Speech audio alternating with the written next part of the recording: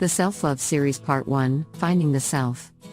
Finding the Self is a mystical concept that has been around since ancient times. The Self has been described by many names, such as the Soul, the Oversoul, the Atman, the Monad, the I Am Presence, the Christos, the Illumined One, and so on. Labels aside, it can be described as who you truly are without any of the social behaviors and attitudes that you have downloaded since birth. It can be found by shedding illusion and peeling away the layers of programming, which can also be called the ego.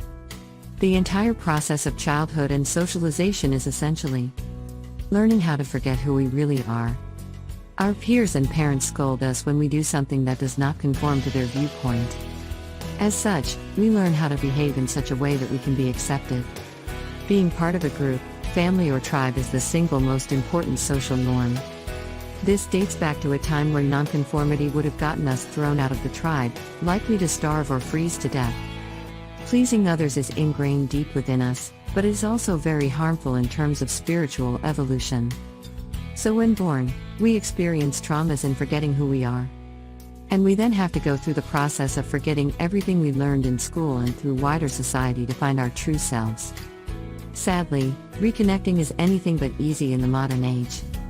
Technology ensures that information is everywhere, so we will look everywhere but inside, where the self resides. How to find the self? There is a defined path to find the self quickly, though the process could still hardly be described as quick. Many people are swift to dismiss Eastern modalities as outdated, unusual, and unworkable. But the fact of the matter is that in terms of finding the self, Vedic philosophy occupies a distinct position of respect. To proceed with finding self, you will need 1. A silent and serene location. 2. The ability to meditate on the heart chakra. 3. The ability to severely restrict diet. 4. The ability to leave behind all technology and distractions. In many ways, it is simple and straightforward. Get to a silent location and meditate on loving the self. Restrict your diet so you are not eating any meat, processed food, caffeine, or alcohol. Avoid technology and eliminate all mental, physical, and emotional distractions. Though this can be difficult to do, the results will be immense. It is the ideal healing modality. 3 to 7 days is enough for significant changes to occur with the above protocol. It can be repeated as often as necessary, and while you won't succeed the first or even the 10th time, it is enough to fully rejuvenate you from the stresses of modern living in a big way.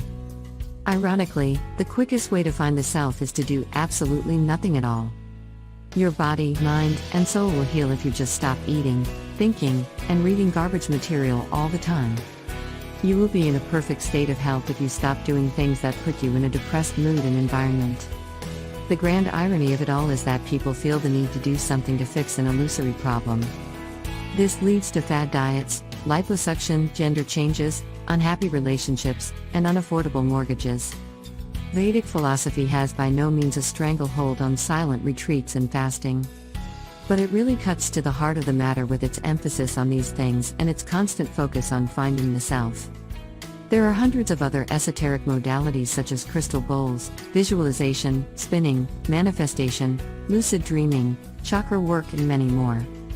While they might bring many benefits and even some paranormal effects, they do not cut to the core of finding the self.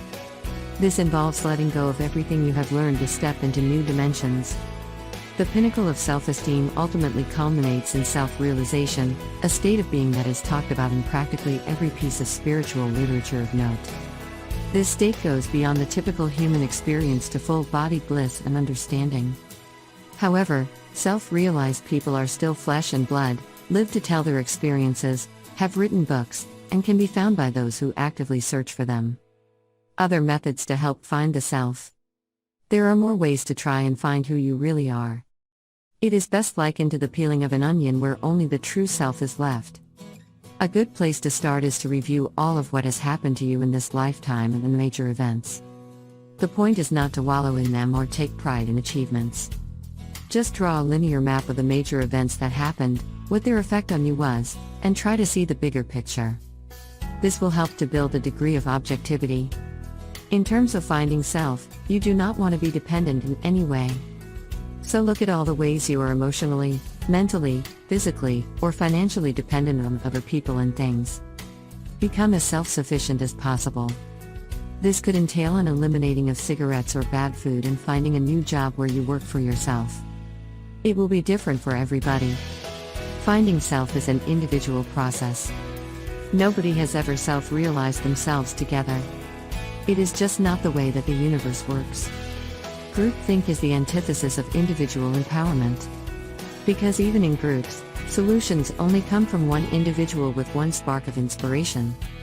There is no way to share creativity or ingenuity because it comes from within. This means that when you are finding the self, the practices that you use and the philosophy that you adopt will be yours alone. If you simply copy what others are doing, then you are already disempowered, and will never find the self. Without making decisions of your own volition, you are not giving yourself any power. Follow along as we continue in part 2 of the Self-Love series discussing self-love and the shadow.